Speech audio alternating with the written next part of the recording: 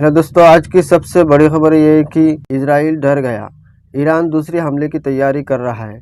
आइए जानते हैं, आप लोग वीडियो पर बने रहे। दोस्तों, इस रिपोर्ट में हम आपको हाले गाजा दिखाएंगे। गाजा के अंदर क्या कुछ हो रहा है, किस तरह की चीजें अब सामने आ रही हैं, वो सारी चीजें दिखाने की कोशिश करेंगे। लेकिन पहले आपको इजराइल और ईरान से जुड़े कुछ अपडेट दे देते हैं। यार, ईरान ने ना थोड़ी सी देर कर दी। ये जो हमला किया है इजराइल के ऊपर, एक्शन थोड़ा सा पहले अगर ले लिया होता तो शायद हो सकता है कि गाजा में जो इतनी सारी मौतें हुई हैं वो आंकड़ा थोड़ा सा कम होता।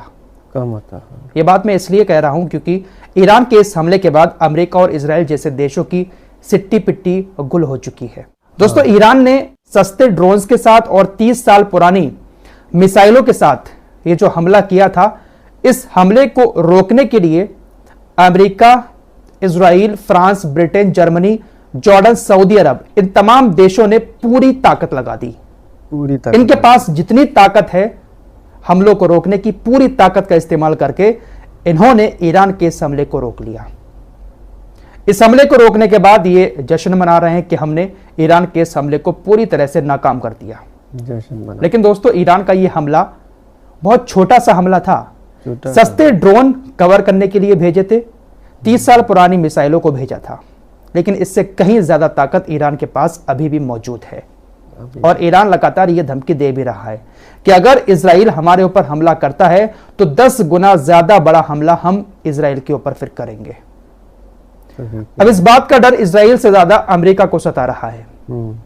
अमेरिका के कई सारे सीनियर अधिकारी अब इस बात को कह रहे हैं कि ईरान ने जो हमारे ऊपर अभी हमला किया था 14 तारीख को, हमने उस हमले को तो पूरी ताकत के साथ रोक लिया और ईरान के इस हमले को नाकाम कर दिया, लेकिन अगर ईरान ने दोबारा हमारे ऊपर हमला किया तो इस बात की कोई गारंटी नहीं है कि हम इसी तरह से ईरान के उस हमले को रोकने में कामयाब होंगे। अमेरिका के अधिकारियों का कहना है कि इजराइल इस बात को अच्छे से जानता है कि ईरान के अब आने वाले दूसरे भारी भरकम हमले को रोकना बहुत मुश्किल है, क्योंकि बहुत सारे हथियार इस्तेमाल हो चुके हैं। $1 अरब से ज्यादा सिर्फ 1 मिनट में खर्च हो चुके हैं। तो अगर एक भारी भरकम हमला एक बार फिर से ईरान की तरफ से होता है तो इतनी ताकत के साथ उसको रोक पाना बहुत मुश्किल है। ईरान 10 गुना ताकत से हमला करेगा, लेकिन इधर उस हमले को रोकने के लिए पहले से भी कम ताकत बची है। शायद इसीलिए अभी तक इजराइल ने ईरान के ऊपर कोई हमला नहीं किया है। वैसे इजराइल इतनी देर लगाता नहीं है, लेकिन नेतन्याहू पूरी तरह से अब फंस चुका है। नाक का भी सवाल है और उधर डर भी है। लगातार इसके पास नेताओं के फोन आ रहे हैं। यूरोपीय देशों के नेता इसके पास फोन कर रहे हैं, लेकिन ये उनका फोन नहीं उठा रहा है। अभी कुछ देर पहले की खबर है, ऋषि सुनक, ब्रिटेन वाले प्रधानमंत्री ने भी इसको कॉल किया था, लेकिन इसने रिसीव नहीं किया। सबकी कॉल को ये इग्नोर कर रहा है। सब इसको यही समझा रहे हैं कि हमला मत करो, संयम बरतो, क्योंकि ईरान के पास ताकत बहुत ज्यादा है। यूरोपीय देशों को और अमेरिका को भी समझ में आ रहा है कि अगर इजराइल ने थोड़ी सी भी गलती कर दी तो ईरान बहुत भारी भरकम हमला करेगा और फिर इनके छक्के छूट जाएंगे उसको रोकने के लिए। ये बात सही है। खबर आ रही है कि फ्रांस का जो युद्धपोत लाल सागर के अंदर मौजूद था, जिसने बहुत सारी मिसाइलों को और रॉकेटों को रोका था, वो वापस जा चुका है, क्योंकि उसकी मिसाइलें खत्म हो चुकी हैं और लाल सागर को छोड़कर वो भाग चुका है। ऐसे ही बहुत सारे एयर डिफेंस सिस्टम जो वहां पर तैनात हैं दूसरे देशों के, उनके भी हथियार खत्म होने की कगार पर आ चुके हैं। लेकिन फिर भी अमेरिका पूरी कोशिश में लगा हुआ है कि हथियारों की कमी ना हो पाए। इसके चलते हुए उसने डायरेक्ट कतर से इजराइल तक हथियार पहुंचाने के लिए उड़ानें भरी हैं। पहली बार ऐसा हुआ है कि अमेरिकी वायुसेना ने किसी इस्लामिक देश से बहुत सारे हथियार लेकर इजराइल तक डायरेक्ट उड़ान भरी हो। अमेरिका लगा हुआ है कोशिश में कि हथियारों की कमी ना हो पाए, लेकिन यह भी डर है कि ईरान का जो हमला है वो उसको पहले की तरह नाकाम करना ये पॉसिबल नहीं है, और इजराइल ये बात अच्छे से जानता है। मैं पिछले 4 महीने से यही बात तो कहता चला आया हूं कि इजराइल सारी मनमानी किए जा रहा है कि कम से कम किसी इस्लामिक देश को आगे आकर थोड़ी सी हुड़की तो देनी चाहिए। ईरान ने कदम बढ़ाया और अब देखिएगा कैसे ये लोग परेशानी के आलम में पड़ चुके हैं। काश तुर्की जैसे देशों ने भी थोड़ा सा इजराइल को हड़काया होता तो आज गाजा की ये हालत ना हुई होती। गाजा की हालत कैसी हो चुकी है आइए आपको दिखाता हूं। अल-शिफा हॉस्पिटल आप लोगों को याद होगा। दोस्तों, आपको पहले बता देना चाहता हूं, यह खबर कल की है, लेकिन कल से मैंने कोई ज्यादा वीडियो आपके सामने नहीं रखी थी, इसलिए ये खबर रह गई। तो आप ये ना कहना कि पुरानी खबर सुना रहे हो। नहीं। लेकिन फिर भी हाल गाजा में ये खबर बताना जरूरी है। अल-शिफा हॉस्पिटल के अंदर 15 दिन तक इजरायली सेना घुसी रही थी। आप सभी को सारी चीजें अच्छे से मालूम है। बहुत सारे लोगों को अल-शिफा हॉस्पिटल के अंदर इजरायली सेना ने मारा, लेकिन अपने इन कारनामों को छिपाने के लिए इजराइल की सेना ने अल-शिफा हॉस्पिटल के अंदर बड़े बड़े गड्ढे करके बहुत सारे लोगों को उसमें दफना दिया, सामूहिक कब्रें बना दी। अब वही सामूहिक कब्रें अल-शिफा हॉस्पिटल के अंदर सामने आ रही हैं। जब खुदाई की गई तो बहुत सारी लाशें अल-शिफा हॉस्पिटल के अंदर से निकली हैं। लाशें पहले भी निकली थी जो मिट्टी में दबी हुई थी, सड़ी गली। एक बार फिर से इसी तरह की सड़ी गली लाशें, हड्डियां अल-शिफा हॉस्पिटल से निकल रही हैं। वर्ल्ड फूड प्रोग्राम के तहत गाजा के लोगों के लिए जो खाना भेजा जा रहा है वो किस तरह का सड़ा गला और कीड़ों मकोड़ों वाला खाना भेजा जा रहा है। सुड़ियां पड़ गई हैं खाने में और उस खाने को गाजा के लोगों के लिए भेजा जा रहा है वर्ल्ड फूड प्रोग्राम के तहत।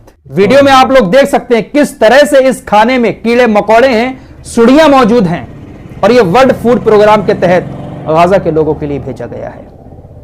किस तरह का दोगलापन दुनिया इन गाजा के लोगों के साथ कर रही है। कैसे हम मान सकते हैं कि जो हम चंदा यहां से भेज रहे हैं वो गाजा के इन लोगों तक पहुंच रहा है। मेरे दोस्तों, वर्ल्ड फूड प्रोग्राम के तहत जो खाना भेजा जा रहा है वो इस तरह का खाना सड़ा गला भेजा जा रहा है, सुड़ियों वाला। तो हम कैसे इस बात पर यकीन कर लें कि हम जो पैसा अपने पास से इंडिया से फिलिस्तीन को दे रहे हैं, फिलिस्तीनी एम्बेसी में, उस पैसे को सही तरीके से इन गाजा के लोगों तक फिलिस्तीनी अथॉरिटी पहुंचाती होगी। मुझे इस बात पर बिल्कुल भी यकीन नहीं है कि गाजा के इन भूखे प्यासे लोगों को जमीनी स्तर पर कोई भी संस्था ठीक से मदद करेगी। अरे जो मदद कर रहे हैं, जो खाना भेजा जा रहा है वही सड़ा गला भेजा जा रहा है, तो किससे क्या उम्मीद कर सकते हैं। इजराइल की सेना ने गाजा के अंदर किसी को नहीं छोड़ा है। गाजा के अंदर जितने भी पत्रकार अब तक पहुंचे उसमें से 10% पत्रकारों को इजराइल की सेना ने गाजा के अंदर मार दिया और इन पत्रकारों को इजरायली सेना ने टारगेट करके निशाना बनाया ताकि ये लोग गाजा की सच्चाई दुनिया के सामने न ला सकें। दोस्तों, इजराइल की सेना जमीनी स्तर से तो गाजा से वापस जा चुकी है, लेकिन हवाई हमले अभी भी इजराइल की सेना गाजा के ऊपर कर रही है। उत्तरी गाजा के जवालिया में एक मस्जिद बची हुई थी, उस मस्जिद को भी निशाना बनाकर हवाई हमला किया, जिसमें मस्जिद भी पूरी तरह से शहीद हो गई और बहुत सारे फिलिस्तीनी उस मस्जिद में मारे गए। तो हवाई हमले अभी भी इजराइल की तरफ से जारी हैं। गाजा स्वास्थ्य मंत्रालय ने ताजा आंकड़े जारी करते हुए बताया है कि 7 अक्टूबर से लेकर अब तक 33,843 लोग मारे जा चुके हैं, जिसमें से 70% बच्चे और महिलाएं हैं। बढ़ते जा बच्चों और महिलाओं को बहुत मारा है, लेकिन दुनिया को यह कुछ भी नहीं दिख रहा है। ईरान ने इजराइल के ऊपर बदला लेने के लिए हमला कर दिया, जबकि पहला हमला इजराइल ने ही ईरान की एम्बेसी पर किया था। तो पूरी दुनिया में हड़कंप मच गया, दुनिया ने रोना शुरू कर दिया। कल ही आपको बता चुका हूं ना कि 32 देशों को इजराइल के विदेश मंत्री ने पत्र लिखकर यह कहा है कि ईरान के ऊपर कई सारे और प्रतिबंध लगाए जाए। ईरान जो मिसाइलें बनाता है उस मिसाइलों को बनाने पर भी प्रतिबंध लगाया जाए। रोना शुरू कर दिया है। IRGC को आतंकी संगठन घोषित किया जाए। खुद ने गाजा के अंदर हजारों महिलाओं और बच्चों को मार दिया, खुद उकसाकर ईरान के ऊपर पहले हमला कर दिया। वो गलत नहीं है, लेकिन ईरान ने बदला लेने के लिए हमला किया तो इस तरह से रोना शुरू कर दिया। अमेरिका के राष्ट्रीय सुरक्षा सलाहकार ने कहा है कि आने वाले दिनों में हम ईरान के खिलाफ नए प्रतिबंध लगाएंगे। इन प्रतिबंधों में मिसाइल कार्यक्रम, ड्रोन और ईरान की IRGC और रक्षा मंत्रालय के सहायक वाहन शामिल हैं। अमेरिका प्रतिबंध लगाएगा। अमेरिका अगर प्रतिबंध लगा देगा तो क्या ईरान मिसाइलें बनाना बंद कर देगा? अरे अब वो दिन चले गए जब सद्दाम हुसैन को इसी तरह के आरोप लगाकर मार दिया था, इराक पर हमले कर दिए थे। अब वो दिन लद चुके हैं। नहीं। ये नया जमाना है और इस नए जमाने में सब ताकतदार है। ताकत तो सभी के पास है, लेकिन जज्बा होना बहुत जरूरी है। फिलहाल इस रिपोर्ट में इतना ही। मिलते हैं कुछ और नई खबरों के साथ। दोस्तों, हमारी वीडियो देखने के लिए बहुत बहुत शुक्रिया। चैनल पर पहली बार आए तो फॉलो सब्सक्राइब कीजिए और साथ ही साथ शेयर भी कीजिए। मिलते हैं कुछ अगले खबरों के साथ, तब तक के लिए अपना ख्याल रखिए। धन्यवाद।